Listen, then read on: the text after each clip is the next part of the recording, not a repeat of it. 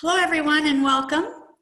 I'm Cleveland Heights City Council person Melody Joy Hart, and I'm glad to see we have a good turnout tonight. It's really important that we have citizens who are involved in the process and understand it.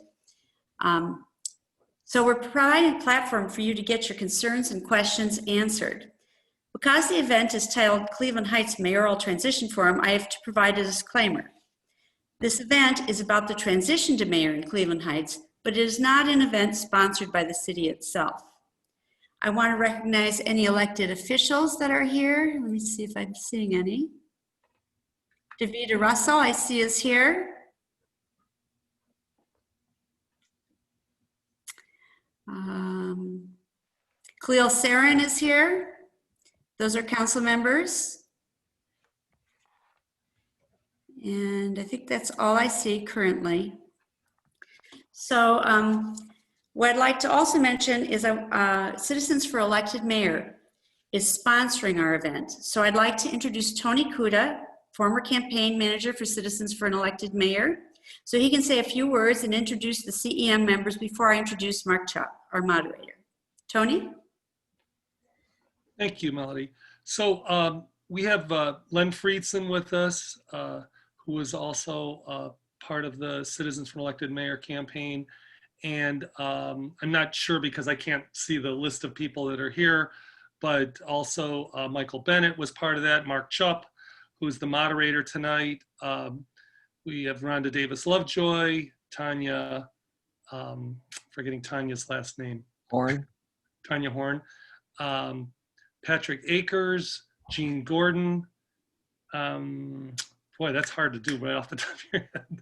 But anyway, we had a great team, and thank you, Melody, for having us. Okay, thank you, Tony, and CM as well. Now I'll hand it over to our capable moderator, Mark Chubb. Mark is a faculty member at the Mandel School of Applied Sciences at Case Western and is a resident of Cleveland Heights for 23 years.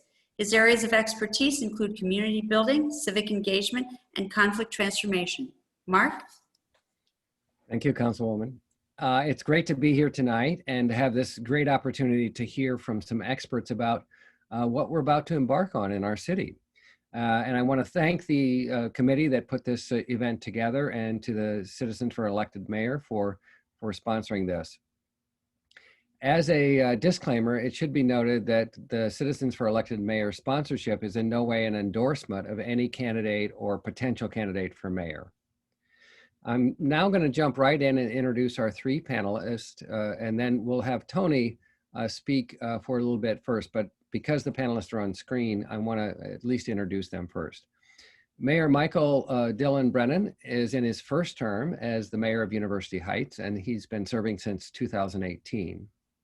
This is his first public office, and among the experience he brings to office, Michael was a board member of Future Heights and an attorney in private practice. Mayor Annette Blackwell of Maple Heights is a successful business professional who's worked at Key Bank and University Hospitals. She ended her 16 years as a senior commercial property tax analyst and co-leader of the Black Employee Network at Deloitte and Ryan Global Tax Service when she won the election. When Mayor Blackwell was sworn in as the city of Maple Heights mayor in 2016, she was the first female and first African-American in the city's history. She's also the city's director of safety. And Mayor Georgine Wheelow is in her 17th year as mayor for the city of South Euclid and has served on several boards and commissions.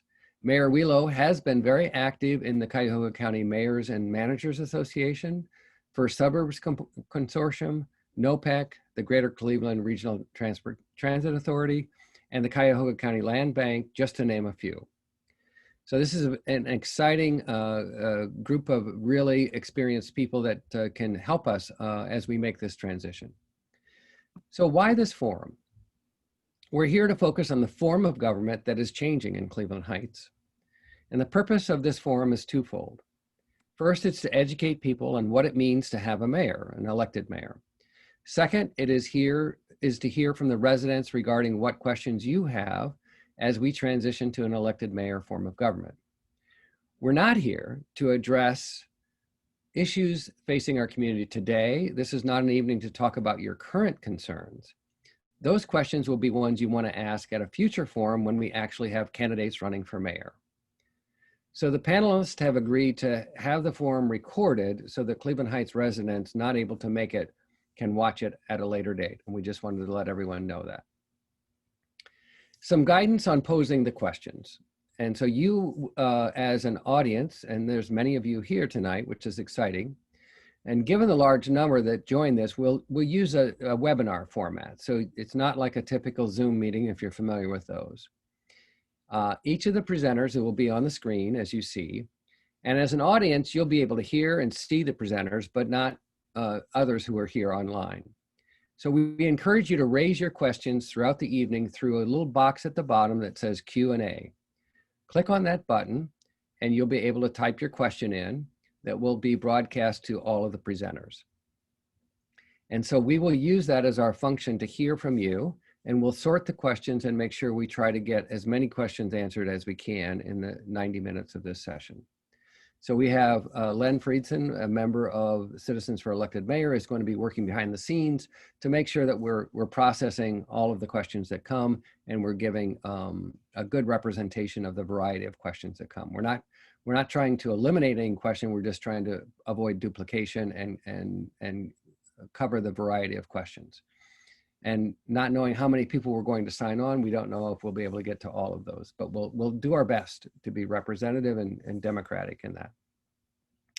So focus your questions on what we can learn from these leaders and from Tony Kuda about the form of government that's transitioning. I'm now going to turn it over to Tony Kuda from Citizens for an Elected Mayor, and he's going to provide us with a short overview of the form of government we're transitioning to. And he has a presentation that we'll watch as well. So thank you, Tony. Okay, well, thank you very much. So as you can see, we're going to, I'm trying to get this PowerPoint, but thank you very much. So this is going to be a brief overview just so we can all get on the same page. So the transition is going to go basically like this. We're going to talk, I'm going to talk a little bit about the current form of government, the elected mayor campaign last year, and then we'll talk about the key provisions of the charter amendment so you know what is in the new charter, and then the key components of the transition and a timeline for the implementation. And then there are some key dates we need to talk about so you'll know exactly what's going to happen next year in the mayoral campaign. And then we want to talk about an issue that is on the ballot, issue 6, a very important issue that clarifies our charter. And then your new role as voters now voting for our leader in Cleveland Heights. So you can see this is the current form of government, the city manager form of government. I actually lifted the first few sentences or first paragraph right off the city's website, but it basically says that an elected city council appoints a professional city manager, and that person serves as the chief executive, and the council creates the policy, and the city manager oversees day-to-day operations. Our city manager up until last month was Tanisha Briley. She was here for 7 years. She took another position in Maryland. And so Susanna Neerman, the vice city manager, will be city manager for the next year, or all the way up till the new mayor is seated in January of 2022. So the Citizens for an Elected Mayor campaign was formed in 2018, and it was mostly some citizens that were a little disgruntled by the Charter Review Commission, which took a look at the charter and did not want to make any changes to the form of government. And as we held forums at libraries and in people's homes, these words kept coming up over and again. Accountability. Voters wanted to choose who leads us. They really didn't want council appointing the mayor, or in this case, the city manager, which is how the current form of government works. A lot of people felt that there was a vacuum in leadership, that the government wasn't as responsive as it could be, and that there wasn't a real vision for the city. And as you can see on the bottom, by a vote of 64% to 36% on November 5th of last year, people voted to change the form of government. So what are the key provisions in the charter that was changed last year? Well, the mayor, we're now going to have a mayor that's elected every 4 years. The election will be next year. The general election will be in November of next year. There are no term limits. City administrator is appointed by the mayor, and council would confirm the city administrator. That person would run day-to-day operations. The council remains an at-large 4-year term council. The current mayor becomes council president, but is still chosen by council. The mayor can veto legislation, but council can override that veto with 5 or more votes. As you know, there are 7 council persons, so a 5-vote majority can veto or override a mayor's veto. The mayor serves as safety director, but with no additional pay. The mayor is the full-time CEO. That is in the charter. The mayor must be full-time. The council decided last week that the mayor will be paid $115,000 plus benefits. So that actually has been codified since I made this PowerPoint. The mayor has to live in Cleveland Heights for 18 months prior to election day. The mayor can be recalled, and the process is laid out in the charter. The city administrator must be a qualified professional. Those are the very words in the charter. So we'll be looking for somebody who has experience and is educationally qualified as well. And then the city administrator would supervise city operations as assigned by the mayor. So the mayor gets to kind of lay out the job description for the city administrator. So it's a hybrid government. There's really not another totally comparable government in Cuyahoga County. So we kind of have a unique government once again. So what are the key components of the transition? Well, as I said before, establishing the salary and benefits for the mayor and the city administrator, the city manager's operational document. Our city manager is currently creating that, so the new mayor will have a blueprint of city operations. Our city ordinances that direct the city manager all need to be amended. There needs to be probably some new city ordinances that govern the relationship between mayor and council, simply because we've never had that before. Our charter could possibly need some updating because our charter was created for a city manager form of government. And by the way, just for you historians, it was almost 100 years ago when that was created. We're still looking at having some outreach to other cities who have also gone through this transition. There are not a lot of cities that have transitioned from city manager to strong mayor, but there are some, and we're talking about doing some outreach there. And of course, voter education like this forum will be helpful to the transition as well. So as far as the timeline goes, the salary for the mayor has been done in October of this month. The mayor, now Mayor Stein, will be council president only starting January 1st of 2021, although right now he serves as both mayor and council president. Ordinances need to be amended. That is being looked at by the law director. There is a need for city ordinances that govern the relationship between council and mayor. That could be done anytime now. Outreach to other cities, certainly as soon as possible. Amending the city charter could be done next year and beyond.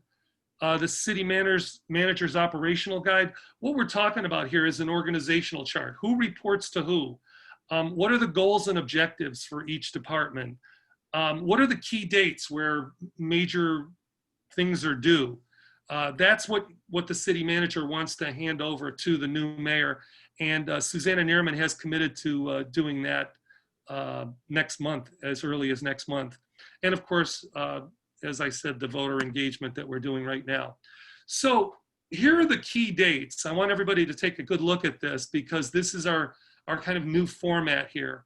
So as of March 18th of next year, this is all 2021 I'm talking about, mayoral candidates can begin collecting signatures. That means they can go to the Board of Elections, get their petitions, and start collecting signatures. And the charter says that must be done 180 days before the primary, which I'll get to in a moment. So that's March 18th.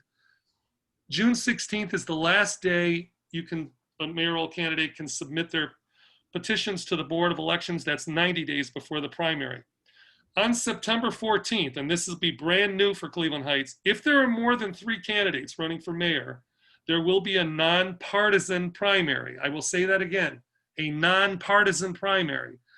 The 2 top vote getters move on to the general election, which will be November 2nd. So in order to put that in place, issue 6 is being placed on the ballot this year, November 3rd.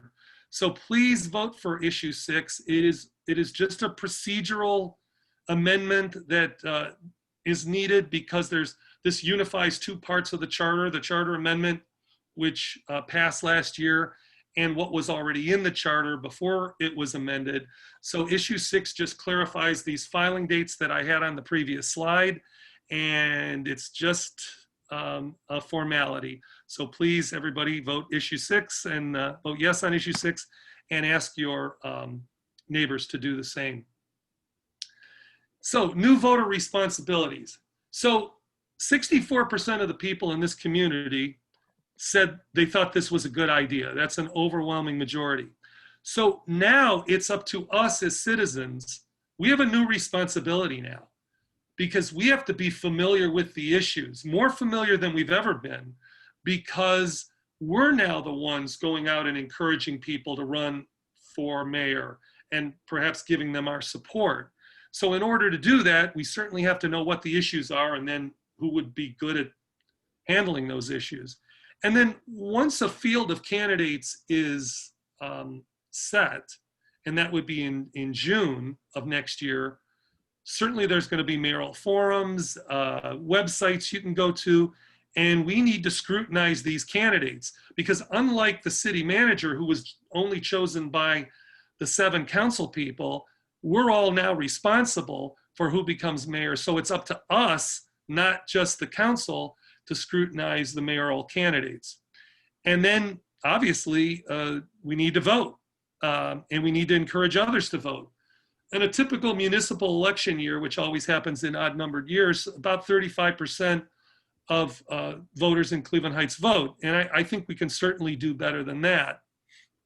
And then after the mayor is elected, we have to hold that person accountable, because the mayor, unlike the city manager who works just for the 7, I mean, the city manager does work for all of us, but they are responsive to the city council. The mayor is going to be directly responsible to us. So we have to stay engaged the whole time, issue to issue, making sure that the vision of the mayor is a shared vision with all of stay on the course that they said they ran on in their campaign.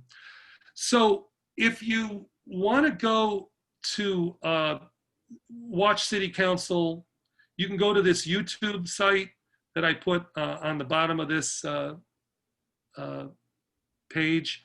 And also, if you want to read the entire charter amendment, which would take you 5 minutes, you can go on the city's website under government, and it says city charter, and then click on that, and you can read the entire city charter. And I will be here to answer questions after the mayors speak. So thank you very much for listening, and Mark, take it away. Thank you, Tony. And if you got your Heights Observer, the cover issue is on issue 6. And so if you want to learn more about issue 6, look at the Heights Observer online or in press. Okay, now to the major portion of our evening. I want to start this part by saying I am not Chris Wallace or Susan Page. But fortunately, I am the moderator, but fortunately, this is not a debate. These are friends who are talking and sharing wisdom, and so this is a much easier task than the 2 of them had. And so I'm going to pose some questions, and then we're going to just let each of the mayors respond to this, and they can decide who wants to go first.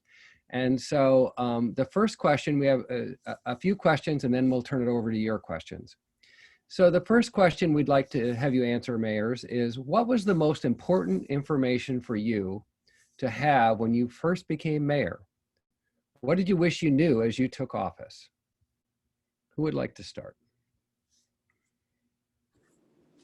I guess I'll start. I guess the oldest, and oldest by age probably too. So first of all, I just want to thank all of you for inviting me as being one of your sister cities. It's very exciting, and it's an honor to be here. And it's an honor to be also on the panel with two of my other fellow mayors. Both bring a great experience and vision to this forum. So I would say the most important information that you want to know when you become the mayor is what are your resources? Without knowing your finances, I don't know how you're going to move forward. Unlike now where you can go on to the city website or into the state treasurer's actual portal where you can learn about the finances, I had to pretty much ask the mayor before me, which was a little difficult. However, I did get some information, but I studied up on it so I knew exactly what my funds were. Because unlike government is very different in financing compared to business. And I can tell you, any one of my fellow mayors will tell you, you need a 101 on that. Because you can only take money from certain funds. You have the Ohio Revised Code, you have the county, you got the constitutions. So you really need to know your finances and how they work and how you can get that money to move around, and or if you move it, it stays there and it never can come out. So, you know, those are kind of little secrets that you have to know. Second of all, employees. Every service that is conducted by a city and administered by a mayor is manpower. My fellow mayors can tell you these are real people with real families, and you really need to know about your workforce. I know for myself, I put together a transitional team. They interviewed each and every one of the employees at City Hall. Didn't matter if it was a director, if it was a police officer, if it was a service worker, because I wanted to know what certificates did they have? Do they have an education? How many years have they worked there? And then we came to the meat and potatoes. I wanted to know, did they see in their job maybe there was something that we could do to save money? A better way to do something? Is something outdated? Could we use technology? Is there something you'd like to do within the administration that you've never thought you would apply for, but you really would love the passion to, you know, maybe go to the building department from the service department, or the service department from the police or to the fire? And so we actually put together a report which allowed me prior to becoming the mayor to look at our resources, because again, it's going to take money and it's going to take manpower. Thank you. Mayor Blackwell, Mayor Brennan. I'll go. I'm going to probably repeat some of the things that my colleague Mayor Wheelo said. Thank you so much for having me this evening. I'm very excited about being here tonight. This is a very, very important decision. I understand how important our participation is. And these are two colleagues that I just rely on very much, and I follow their lead a lot. But for me, again, our financial condition, revenue versus expenses. And it was very important for me because I went into a city in 2016 that had already been declared in fiscal emergency. So my action had to be immediate and urgent. I had to have a plan. So I needed to know what that was. And like Mayor Wheelo, probably 2 weeks after I won, I asked the mayor, because you're hoping the mayor before you will share that information and transfer kind of a state of the city with you. And I spent weeks on my family room floor going through every report, trying to understand how we got to a fiscal emergency. What happened? How did we get there? Secondly, again, being redundant, but what were the qualifications and skill set and strengths and weaknesses of the staff that I was going to inherit? specifically my executive team, the law director, the finance director, the service director, human services. What did these people have that could help me move the city forward? And because we can rely on them for me to deliver quality, exceptional, and professional service to our residents. They were going to help lift the city up out of the fiscal challenges that it had. And because I did not come from council, I literally left the firm. I won in November, finished busy season at the firm, and became the mayor 2 weeks later. So I did not come the traditional route from council or some other position in city. I really left the business. So I needed to know, were these the right people to help me understand the culture, the history of the city, to execute a better vision for the city? And then what were the concerns of the people? I had begun to compile information during my 18 months of campaigning, and I knew the commonality was apathy because we're in fiscal emergency. People had just given up, and so many services had been cut. Specifically, the pool had been cut, fire department had been cut, service department was cut in half. So what were the concerns of the people? What was the racial makeup? Because Maple Heights was a city that was changing, been predominantly Italian, Slovenian, and Polish, and now was flipping to a city predominantly of color. So what was the racial makeup? What was the demographics? What was the median income? What was the poverty level? Because if I'm going to deliver city services and ensure a better quality of life for them and create maybe, again, ROI, a return on their investment, I need to know who my target audience was. Who are these residents? And then what was the perception of the city by our residents? I'd heard apathy, I'd heard the story about the news, city was changing, and who was going to address the public relations? And then finally, who are my stakeholders? Who are the top 50 business? Who was helping me keep this city afloat? And adding to my list of priorities was the importance of meeting them and engaging with them and ensuring my support. So I had a lot of work to do because I was in a very, very urgent situation, being a fiscal emergency.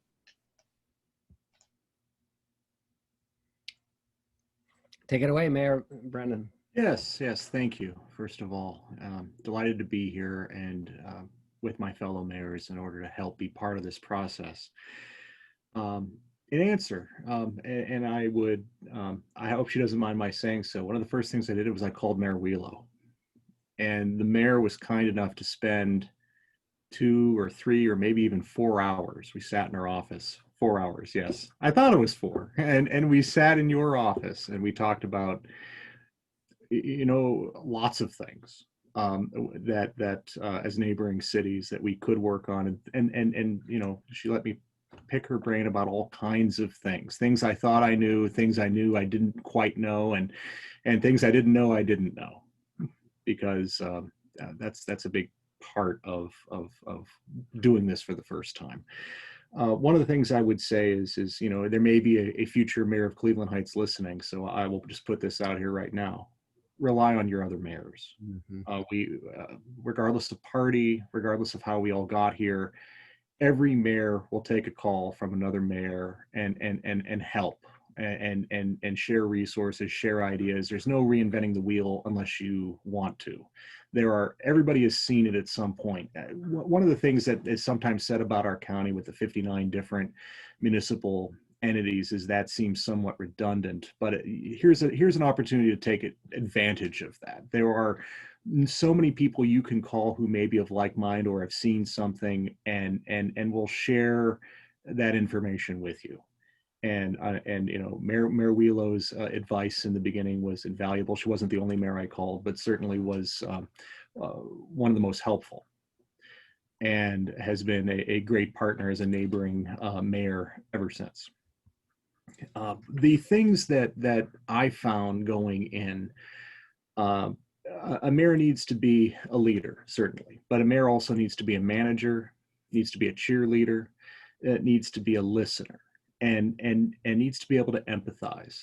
And one of the things that even drove me to run for mayor in the first place was, and this is less about the mayoral office, but more seeking how to be part of the greater solution, was a decided lack of empathy at the top. And by the top, I mean the top. And hopefully something will finally be done about that here in fairly short order.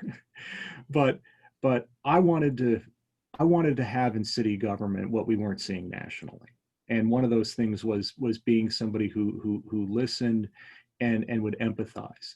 That you will hear so many problems as mayor. You will hear so many complaints from residents, from businesses, and many of them won't seem like that big of a deal, perhaps in the big picture, but it's a very big deal to the person making the complaint. And I think one of the reasons why, when you talk to folks in Cleveland Heights about why you made the change from manager to mayor, it's because you didn't feel like you were getting that. And in fairness, the system wasn't set up for that. Your city manager was very well qualified, and there, I have lots of great things to say about her. But the thing was she worked for the city council. She didn't work for you the way mayors do. And that wasn't her fault, but that's just the way the system was set up. And that is why a change was made. And I think it's great that it passed as overwhelmingly as it did, because it's decisive in that respect. But what I would also say is the finance piece can't be overemphasized. A mayor can be made or broken, a city can be made or broken based upon its finances. And you need to have a great finance department, you need to have a great financial manager, you need to have a handle on the numbers. You don't want the numbers to be the be all end all. The fact that you cut this thing or balance this thing. I mean, you need to have a balanced budget, of course, but the point about the money is to do things for the people. It's about the services. It's about what you deliver. It's about what you do for the community. But you can't do it if you don't have the financial house in order. So that's very important. But don't let that be the substitute for the bigger picture. It is the means to the end. But it's a very important means. You have to have that right. And just as Mayor Wheelo and Mayor Blackwell said, you need to know that. You need to have that down. When I came to University Heights, I interviewed all the directors. I wasn't sure who I was keeping. I wasn't sure. I knew that there'd be some changes. I had campaigned on the idea that we were going to change the culture in the fire department, and I made good on the promise on day one that I terminated the fire chief and needed to bring in a new one. So I was interviewing the captains on the fire department during the transition time to select an interim fire chief. And it was a day one matter that I had to call in the existing chief and say, well, you know what's coming, and he knew what's coming, and worked out his departure. And then installed a new interim fire chief, who is today the fire chief of University Heights, Bob Perko. So that was a day one decision that we had to make. What I also discovered was the finances were supposed to be the strongest suit of my predecessor, crowing about a surplus that didn't actually exist in the way that it was portrayed. It's a snapshot in time, and I discovered hundreds of thousands of dollars of bills that were unpaid, and found that things were not nearly as good as they should have been. The finance office I walked into hadn't had a bank rec done in over a year. We didn't have anything we could even send to the auditors for an audit for the last year preceding my arrival. I had to bring in people to construct books just so there was something we could audit. It was amazing. I could not believe that was something that I was going to find. But so it also counts as one of the biggest surprises I had becoming mayor was the thing that I thought was probably the best thing about what had been going on turned out to be the worst thing. The financial picture was, it wasn't so much that we didn't have money, it's just that we didn't have a handle on where it was or what we'd spent or what we'd been doing. So fortunately, there was enough money that we were able to get away with the fact that the books hadn't been kept correctly. We avoided being unauditable, and we avoided some kind of financial emergency, but it was something we had to get into order in a very short period of time. I don't want to dwell too much on that because I don't think that's going to be an issue with Cleveland Heights. You're going to have a professional acting city manager who is going to be cooperating and working with you and working with the incoming mayor, presumably, in order to ensure that things are in order and that there's a tidy house handed over. So, thank you, Mayor. And that you actually pointed to something that is our second question. And there was fears about this form of government that we're moving to is sometimes called the strong mayor form of government. And so some of the fears were, what if somebody becomes mayor and they just want to take over and control everything? And So the second question is really about checks and balances. And so we want to know how do the checks and balances function between the mayor and city council in terms of legislation, initiatives? What's been your experience of how this form of government actually does create a balance and things don't get stuck and stagnated, but actually get done?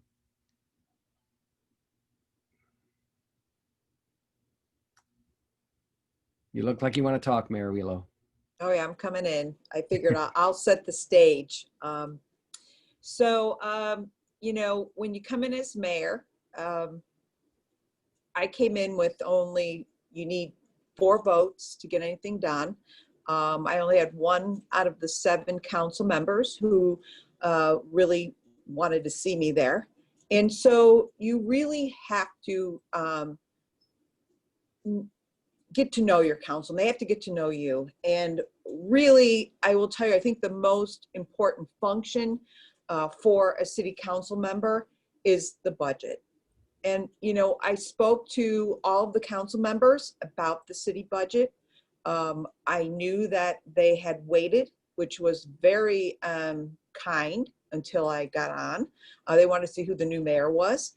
And it's very important that you, the mayor, listen to not only what your residents are wanting to have you do, but also what's important to the council members. You know, they too speak to the residents. They too shop in the same shops and drive on the same way, you know, bumpity roads. And, you know, they have their ideas, even though they drive in and out sometimes every day because they're not there 24/7 like the mayors are. It's very, very important to build your budget with your city council, because there's a check and balance there. A mayor must come before the city council to present that budget. They come with, after many meetings with their directors, talking to the different council people, maybe listening to maybe some of the organizations, and it really gives that, sets the tone on how you're going to work together. And sometimes there could be a stalemate. And often you have to maybe take a step back because at that time it wasn't quite the right time to present something, or maybe it just didn't seem all that important to city council because they were on a track that was different from what the mayor's seen every day. And so one of the things that I think that I've really worked hard on is that you have to give facts. You give facts. You don't give emotion, you give the facts. And you listen when you give the facts, because that way you'll know if they're hearing you. And if not, you'll have to give a little more information. And on top of it, you have to be results driven. And I think that's one of the things that someone like Mayor Blackwell, who came out of business, truly understands. You know, you might come before a city council that might not really see what you're wanting to do, but when you can show results and you can give the facts, it can change. I haven't had to veto anything in 17 years, so I know there must be something good happening. It's not always perfect. And legislation, mayors do not have the ability to pass legislation. However, they can present it, they can work with their directors to bring it forward. And for me personally, even when I had some council members who probably were like, oh, get rid of her, I always enjoyed the moment we sat around a table and we got to hear everybody's perception of that piece of legislation. And we had public meetings, public hearings, it was posted. You actually get probably one of the best pieces of legislation. And though it's usually, how do I say this, very frustrating maybe for the administration a little bit, and you have to keep moving it along, and you really would like this passed in sooner than 2 months, sometimes it has to take 2 months. Sometimes it's housekeeping and it goes very quickly. But what I've realized is there's different people around the table. And so you have to listen. And, you know, if you don't agree on everything, it's okay. You don't need 7 votes every time. It might be 4-3. Or it might be in South Euclid, we have wards. It might be where a ward council person says no, but the rest of the city council says yes. And, you know, that city council member will say, you know what, Mayor, it's just not right for my ward. Or someone might say, you know what, Mayor, it's just something that I just can't vote for.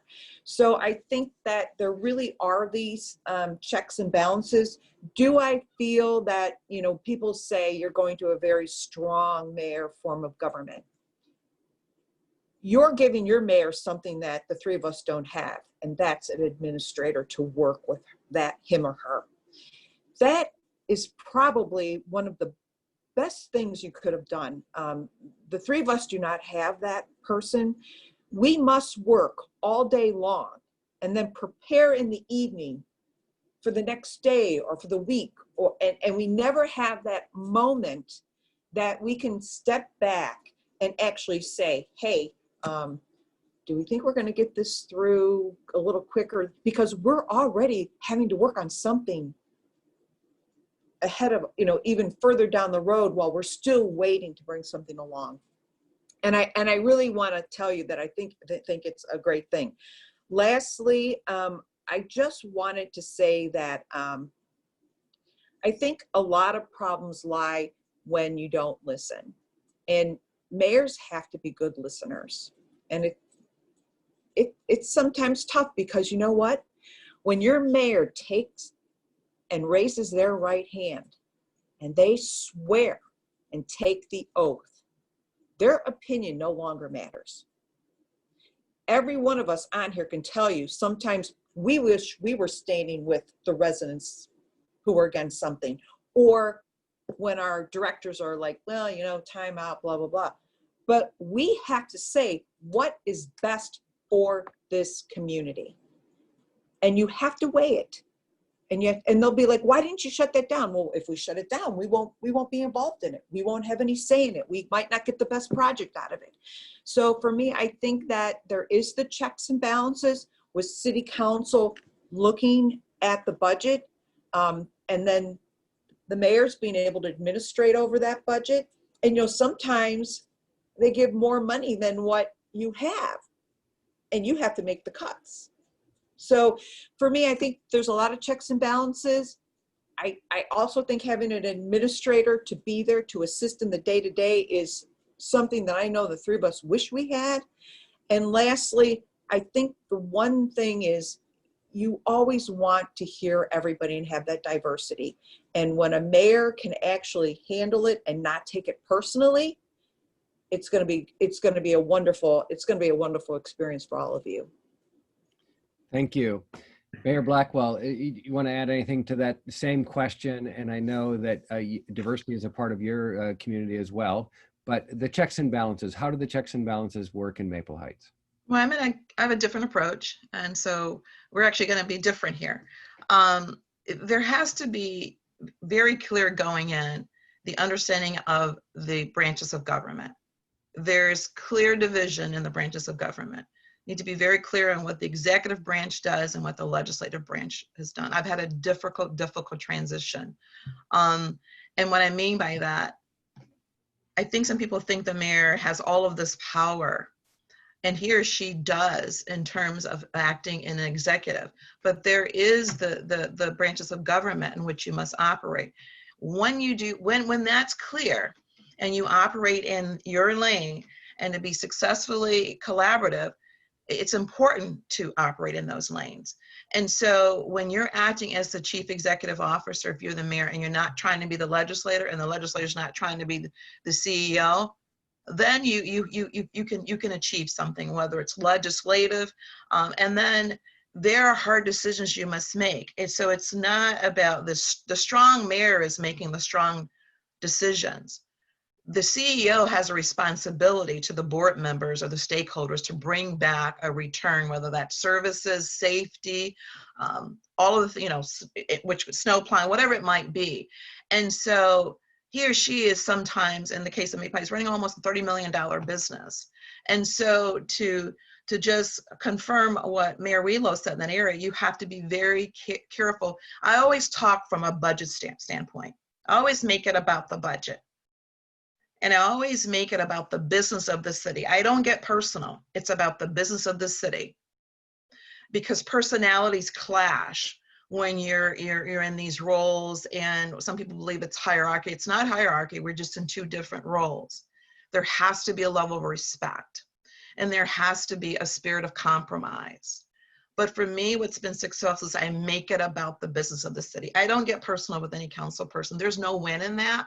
No one wins. I stay in my role as CEO. I don't try to be legislative. And when they come to be CEO, I said, I don't pass legislation. That's what you do.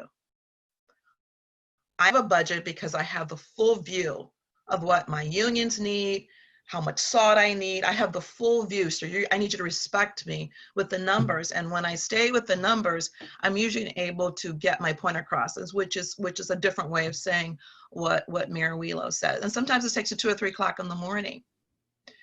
People are unable to understand or respect the process if you don't make it abundantly clear. The numbers are not subjective. These are the facts.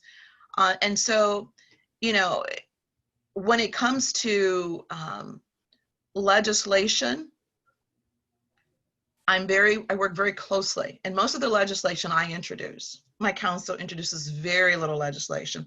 I probably introduce 90% of the legislation to accept grants and all of those things. They will usually introduce something about, this is National Breast Cancer, but I introduce most of the legislation. One of the things I instituted, because they don't always read it. They may get their packet on a Friday, and the weekend comes, and then Wednesday, and there's like, what is this? So any direct or my chiefs that has a piece of legislation, if it's the SAFER grant, I have them do a cover memo. Put it in layman's terms. Just don't give council legislation. Everybody comes to a different level of exposure, education, and coming from the court. Put a cover memo. My engineer has 5 and 6 pieces of legislation.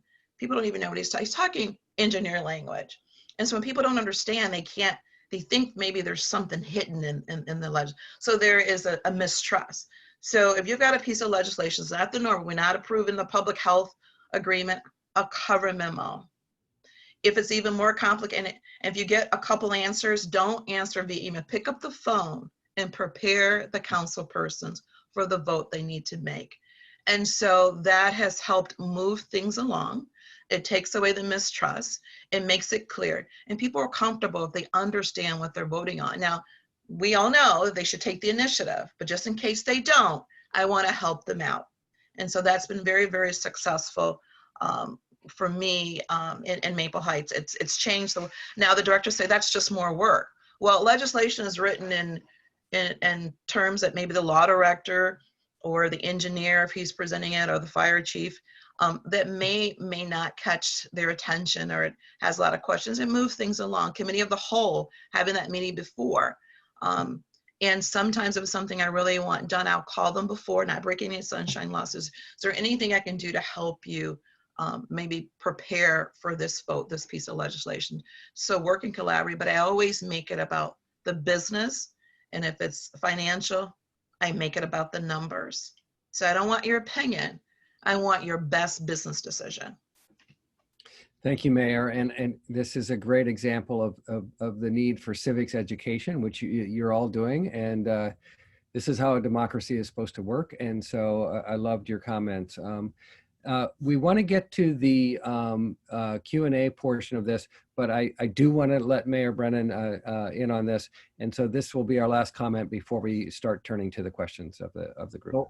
Well, fortunately, Mayor Blackwell and Mayor Wheelow covered a lot of this, so I will try to just fill in, any gaps I would care to. I mean, their points are excellent here. In my experience, I had both the advantage and disadvantage of having the backing of 6 out of 7 members of council when I ran. And because I had sat down with council members before I announced I was running, and then continued to work with them as I formulated my positions, we had basically a common agenda by the time I took office. And the thing was because there were so many things that we'd been talking about for the better part of a year that we were going to do once we were all there, I was able to shortcut a lot of the discussion. I didn't have to do the cover memos, the phone calls, the politicking, the behind the scenes stuff that Mayor Wheelo and Mayor Blackwell have been talking about.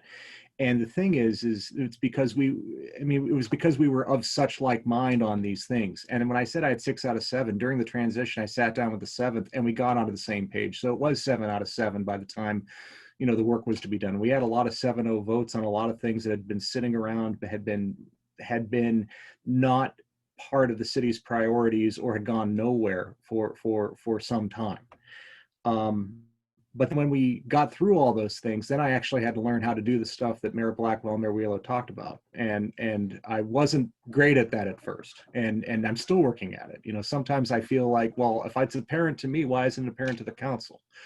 Well, you do need to talk with your council, and you do need to lay things out, and you do need to understand that there are different points of view. And it isn't about a matter of right and wrong as much as it's a matter of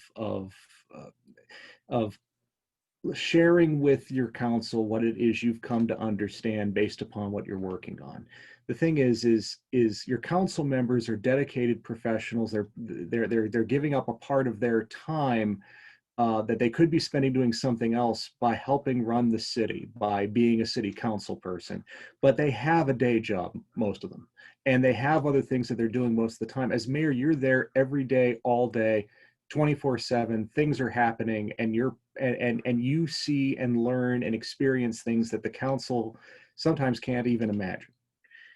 You have to be able to convey that. You have to be able to express to them what those things are. You have to be able to express what it means why it is that something has become a priority. And sometimes it is, easier. Sometimes it is not so easy to convey what you think is evident to the council members, but you must nevertheless do that. You must nevertheless try to do that, and it is one of the greater challenges, I think, is being able to successfully share that. When things don't work out, when you don't have the votes, well, some things just may not proceed. And you still have to find common ground. The thing is, you still have to work together. You're still all here doing this thing. So so you work with the people that are there. You talk the facts. You talk the money. You at times you will talk emotionally, but decisions will have to be made. Even a decision not to make a decision is a decision, and you still have to work with the consequences of that. And hopefully as you're sorting out your charter revisions and your ordinance revisions, you work things out so that there are points where a decision ultimately is made and things aren't allowed to sit. And I think we can all think of examples of that, so I won't elaborate. I want to get to the Q&A part for all of you, so I'll leave it there. You're muted, Mark. Thank you so much. This has really been great. We do have a number of questions, and some of these questions have to do with one of the issues that you already addressed, and that is the role of a city administrator and a mayor. And as Mayor Wheelo said, the three of you do not have both of those positions. And so, and I don't know if Tony, you want to say a little bit about why we, Citizens for Elected Mayor, chose to have these two positions. Well, we talked to people, and one of the main concerns is that this could become too political. Now, I kind of have to chuckle a little bit because there's always been politics in Cleveland Heights, and having a city manager certainly didn't eliminate that. But this was a way, we did not want to deprofessionalize our day-to-day operations. And certainly having a city manager for the last 99 years, that's one thing I think we could be proud of, is that, we always had somebody here making the trains run on time and so forth. So as we talked to people and talked to each other and did our forums and so forth, before we wrote the charter, it was pretty clear that people really wanted the best of both worlds. And as Mayor Wheelow said, you know, I think every mayor here wishes they had that. You know, this is a great opportunity, and we were able to do it at really no more cost, because we had a city manager and a vice city manager. And if you add those two salaries together, that's about what this will end up being between the mayor and the city, what we're now calling the city administrator. So, you know, that's what we're aiming for. And we're really aiming high. And I like that. I like that we're looking for the best of both worlds, a political leader that can help do our business and a city administrator that can run day-to-day operations. And this is more similar to the structure that Shaker Heights has. All right. That would be correct, yes. Yeah. Okay, one of the questions following up on the expertise that each of you bring, a question that was asked is, what do you think are the most important qualities that you as a mayor have to have?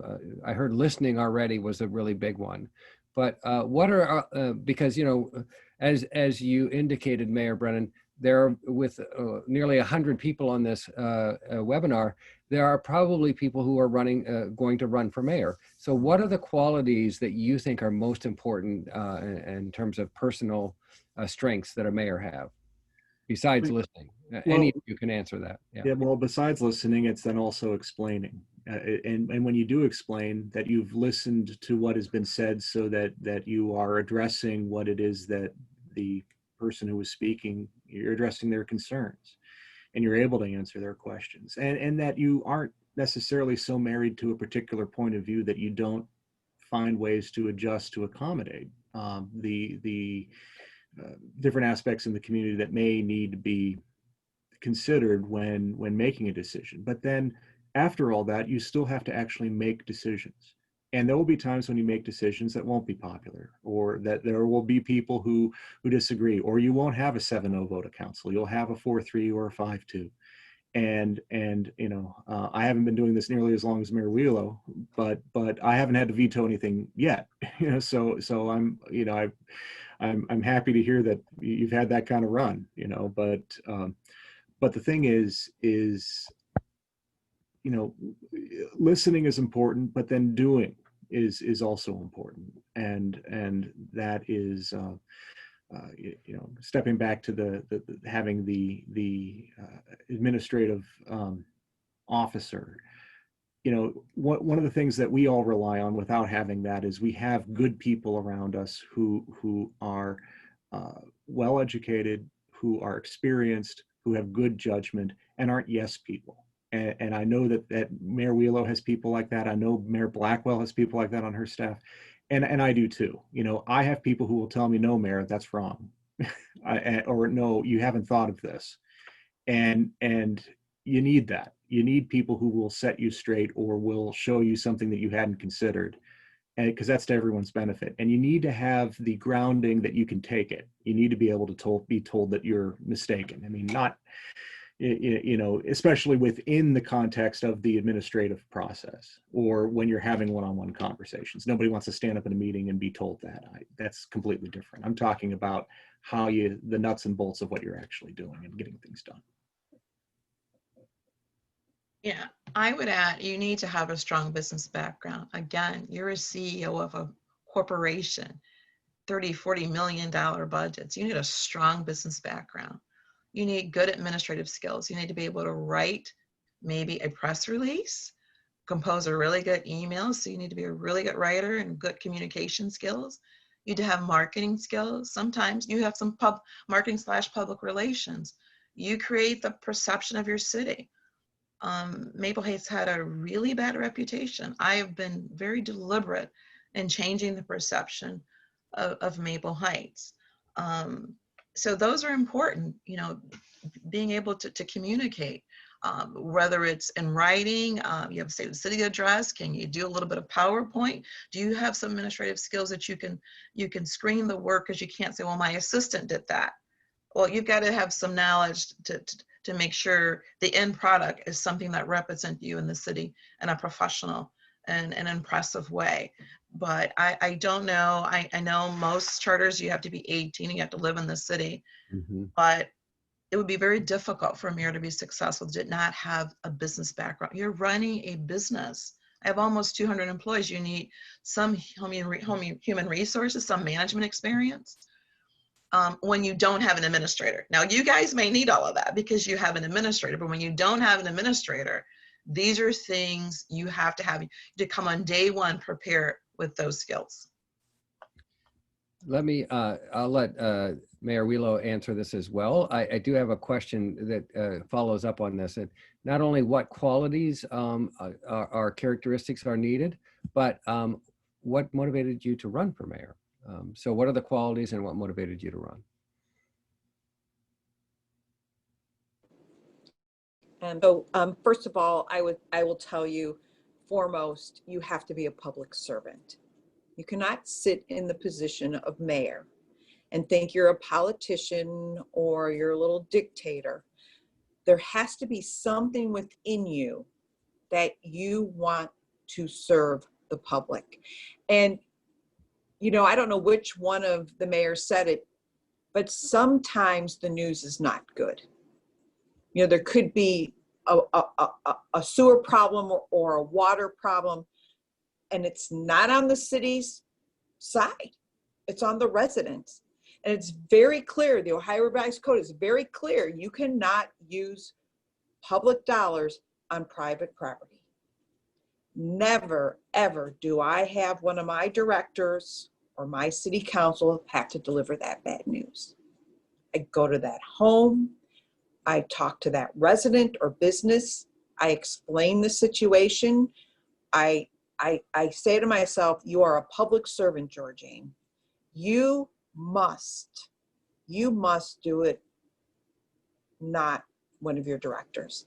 And, you know, I think that there's a great respect that comes with that. I also think that you have to be honest and consistent. You know, consistency is important in this job. You know, when someone walks in your office after you're elected and says, you know, the service department usually comes in the first week of March to clean up behind my garage. And I'm like, whoa, whoa, whoa, no. You know, I don't think your neighbors would like to know that their tax dollars are used to clean up behind your garage. So I think you have to really understand consistency. And I think you have to be honest. And honest with your employees, with yourself, with your, I guess, you know, with the residents, everybody, businesses, and you have to go with your gut. If your gut is telling you not to do something, don't do it. You have to come with that. You have to know when you yourself feel that something is not right. Because I can tell you 9 out of 10 times, you're going to be sorry. And lastly, treat people with respect. And you know, I've lived this, and when Michelle Obama said, when they go low, you go high, that's a leader. A leader doesn't have to bring somebody else down with them. No, a leader brings everybody up. A leader says, let's go, not just we're going to do what I want to do. So I really feel that, you know, it's simple things like that that will make, you know, break a mayor. But most importantly, public service. And it's funny, when you step back, you'll realize you've done a lot of different public service things in your past to get where you're at today. And why did I run for mayor? I had no interest in it. And I was asked and approached, and my husband said, I think you'd make a great mayor. You should try it. I think that you'd be the best candidate. And that is really why I did it. And I fell in love with it. And it's 17 years later. And I really thought I'd only be here 8 years. So that's my story, and I'm sticking to it. Okay. We have a lot of questions, and I know, Mayor Brennan, you mentioned a little bit about your motivation in terms of what you Sure. saw at the national level. I Yeah. wanted to just give Mayor Blackwell a chance to answer that question very briefly, because we do have a number of other pressing questions. But what motivated you to run? The city of Maple Heights was failing, and I live here. And I worked in a firm downtown, and I felt myself being ashamed of saying I lived in Maple Heights. People would say, "Where do you live in Maple Heights?" And I found myself almost saying under my breath because I'd become ashamed of where I lived. Because when I said Maple Heights, the reaction was, "Oh my gosh." And I actually had one of the tax managers came over to do some work. My husband and him were bartering.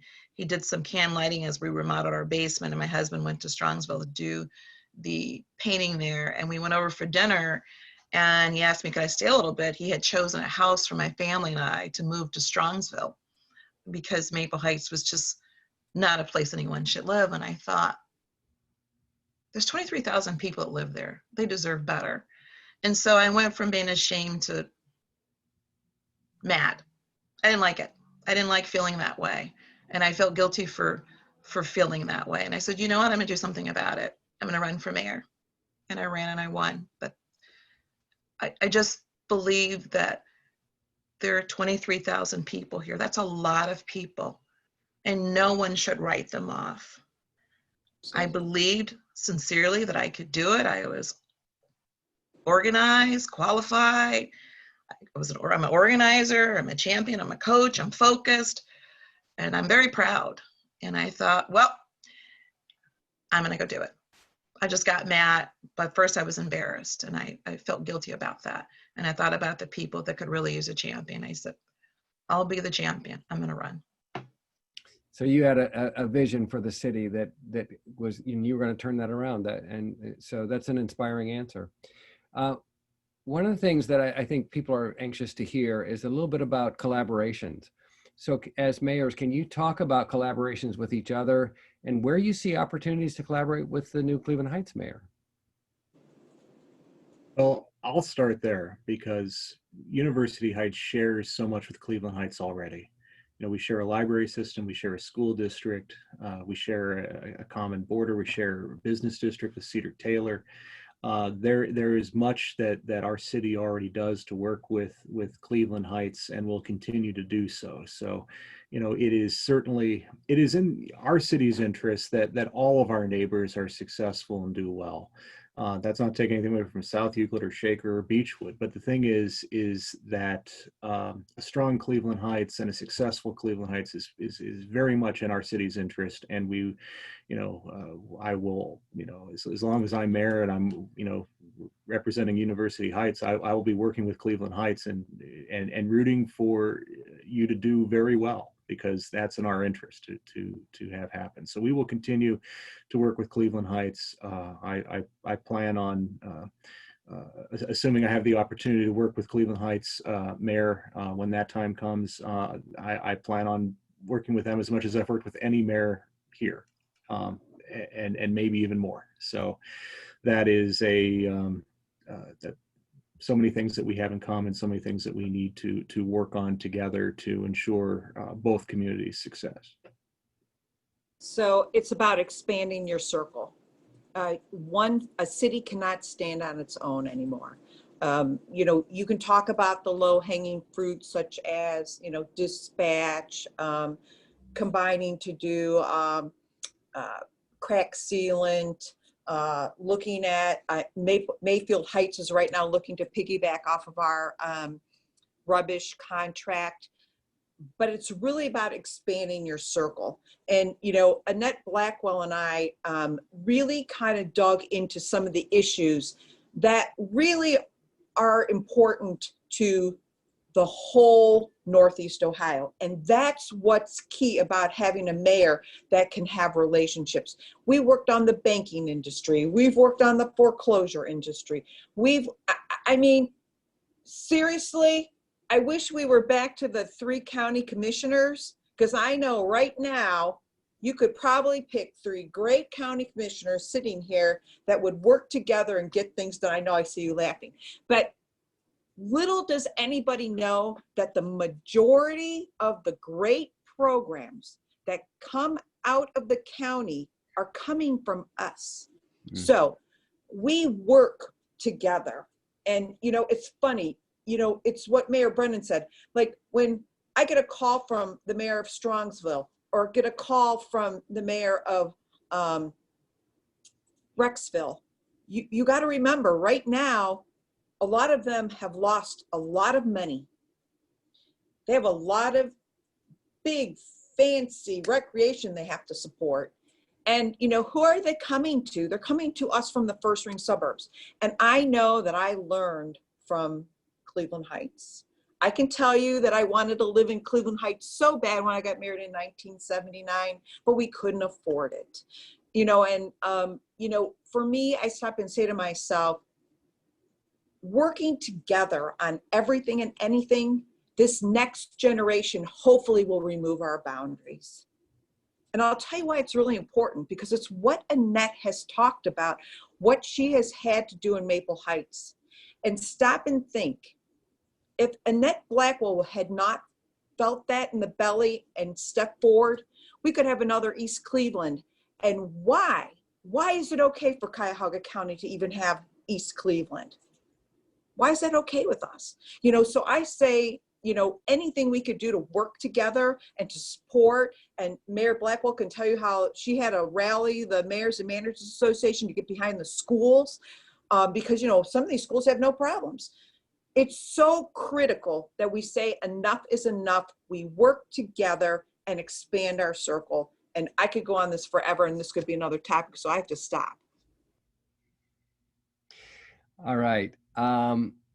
Unless one of the rest of you want to address that, there are a couple other questions, and this one actually is for Tony. And so we have a question about being safety director, and I understand at least Mayor Blackwell, you're a safety director as well. And so the question is, how does that actually function? And specifically, will the elected mayor, how will the chain of command between as safety director work, and how do various departments and their respective department heads report? You know, I actually think the mayors could answer this better than me. I mean, you know, we saw it in a lot of other charters. You know, we did not, there were even some mayors who double as safety director that get paid for that. We did not do that. If I would imagine a mayor who had strong feelings or experience in the area might manage it more than somebody who wants to hire a great chief of police or continue having, in our case, a great chief of police, and just basically turn it over to them. But maybe be the face, like when there's an incident, you know, unfortunately we've had a few shootings in the last month or so. You know, it's always good to have the mayor out front, keeping, you know, things calm and letting people know that we're on it, and, you know, we're, you know, just kind of keeping everybody updated. So maybe from that point of view, that could be the role. But it, you know, I hate to be so flip about it, but that it depends. It depends on that person. Yeah. Let's let the mayors weigh in on that. Yeah. I think some of it is Go ahead. No, go ahead, Mike. I'll go after you. And I think some of it is, by analogy, you have civilian control of the military on the federal level. And I don't know more about policing than our police chief. I don't know more about firefighting than our fire chief, but I, you know, I know our city. And you know, that is, I think it is having your mayor as the safety director, then working with your police chief and fire chief on those issues. You work in concert. You have their expertise and their training and their judgment, but then you also have your judgment, and you work together on those common issues. And I think that's it in a nutshell. Okay, Mayor Blackwell. I'm the accountability partner. So as the accountability partner, the police and fire they're the experts. This is what they do. But there's sometimes they're looking at it through the lens, another perspective of being the law enforcement officer. and especially in this heightened sense of what people believe in police brutality. You got to understand the community that I serve in. Can you imagine if my police chief was the public relations in the face of the city right now with Black Lives Matter, which is sitting behind you, when I have over 70% Black? It doesn't work. And so I don't know when this was done, but thank God that's the structure. I am the accountability partner. We have a huge town hall on Tuesday to talk about the violence that's happening, Black on Black crime and some property damage. I can be the one that I'm the peacemaker, and then I introduce him. He comes in his police persona and it says law and order. And I say, I'm the peacekeeper. So it says safety director, but we're really peacekeepers. We are the liaison between the safety forces and the public. That's really what a safety director does. Accountability, and we're the liaison, and we're the peacekeepers. Thank you. And you know, you have to have the administrative code, and you know, the administrative code for the police department and even for the fire department, you know, as Mayor Blackwell and Mayor Brennan has said, you know, they are trained in their profession. However, you know, they have to work within our community. And I think that is something that we bring forward. And the other thing is I couldn't imagine not being the safety director, because how can the mayor actually administrate when they don't even really understand what a police and fire and dispatch do and how everybody else intertwines with them? You know, it could be the fire inspector, it could be somebody from the service department, and I really believe that it's a and you don't have to get paid. I mean, I don't know if they get paid. I don't get paid, but we have a lot of workshops, and I can't envision being a mayor without being the safety director. I get $1. They forgot to pay me last year, and I didn't. It wasn't worth trying to fix. $1. $1. Okay. Paid position. All right. We've got a lot of great questions here, and I'm gonna link several of these together. This will probably be the last question we'll be able to do, but it's going in a different direction. So we know that Cleveland Heights is twice as large as South Euclid or Maple Heights, and it's 3 times as large as University Heights.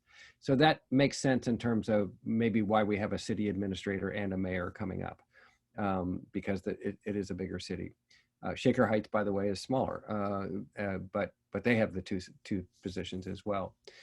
But one of the things that we know from Citizens Elected Mayor was that people were concerned about a city administrator is a manager. A city manager is a manager, and a mayor is a leader. And so I want you to talk a little bit about leadership and vision, and what's the role of the mayor in really taking the city to another level, and in particular fostering economic development, which is a big issue in Cleveland Heights. And so Mayor Blackwell, you've been very clear that you were a turnaround mayor. That was your vision. That was you were very clear. You're going to change the narrative. You're going to change the economic profile of the city, and you had a big job to do.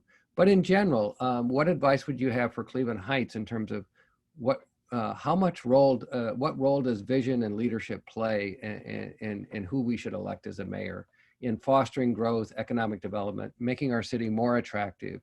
Well, for 4 years, I was the economic development director. Talk about sharing.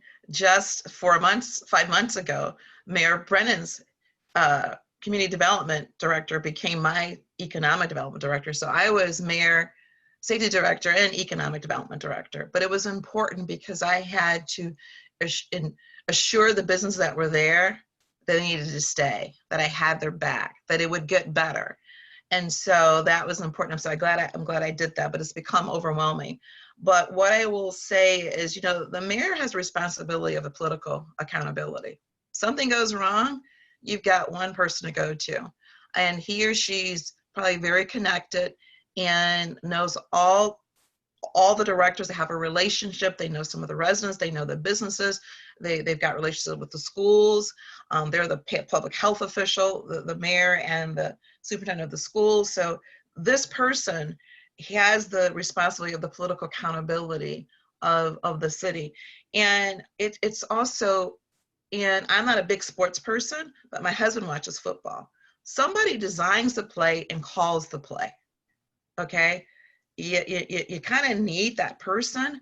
That's your mayor. Someone is designing the plays and calling the plays. So when we get the touchdown or we win the Super Bowl, it's because someone has taken the time that knows all pieces and parts, and they have looked at old film, and that's previous administrations, study old practices, and I did not change, only 2 employees when I first came in it, because I was new. I didn't understand the history of the city. How do we get here? Tell me about Maple Heights. I joined the Maple Heights Historical Society. So you got to know how things began. You can't be too much of a disruptor, but you have to smooth things out. But you need a champion, you need a coach. And that is what I believe Cleveland Heights is going to elect. Great answer. Yeah. Yeah, what I might say there is that when I ran for mayor, one of the things I ran on was the fact that our city had no economic development department, and I said that one of the things that University Heights was lacking was that we needed an economic development director, that we needed people that were working full time on just that piece. Now Cleveland Heights has that, and what people who were critical of that idea said was that, well, that's really the mayor's job. And I pointed at University Square and said, well, that's what you got, because University Square failed and you needed something better there than that so that you didn't bring that about.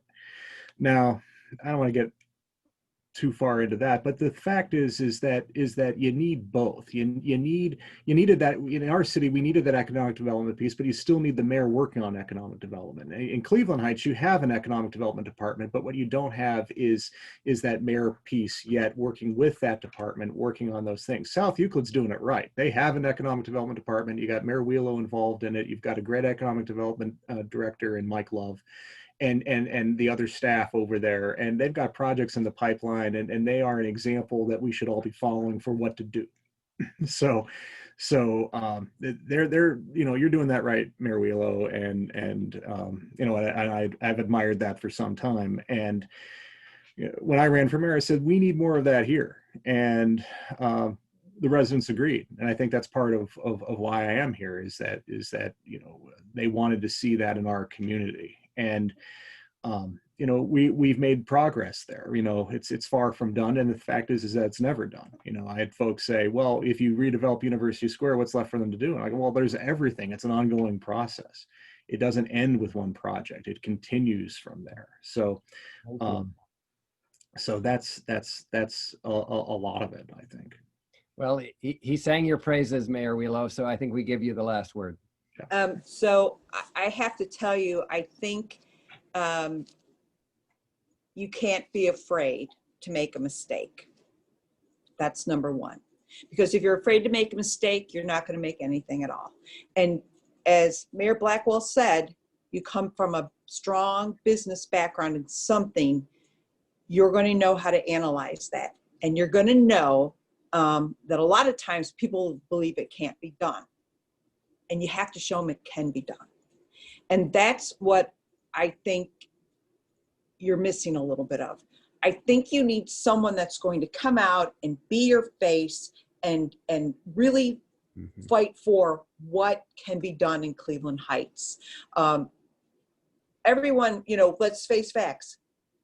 South Euclid didn't fit into the Hillcrest communities, and we were never really all as great as the Heights. We were kind of the bridge between the two of you.